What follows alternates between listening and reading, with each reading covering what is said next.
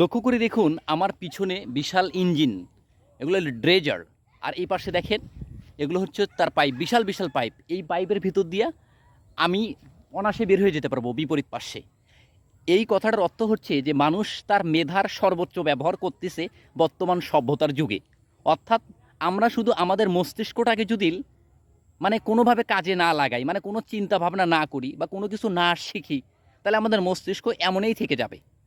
মূল কথা হচ্ছে কোনো কিছু এমনি এমনি হয় না।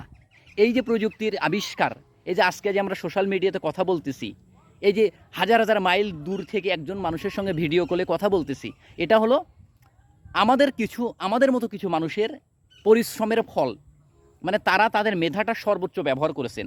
অর্থাৎ আল্লাহ তাআলা আমাদেরকে যে মেধা দিয়েছে বা মগজ দিয়েছে, তার মধ্যে যে নিউরনগুলো আছে, এগুলোকে যদি আমরা সঠিকভাবে ব্যবহার করি, সঠিকভাবে চিন্তা করি, তাহলে আমরা জীবনটাকে অনেক রাঙিয়ে তুলতে পারবো, আমাদের জীবনটাকে অনেক সুন্দর করতে পারবো। এর কথার অর্থ হচ্ছে কোনো কিছু এমনি এমনি হয় না।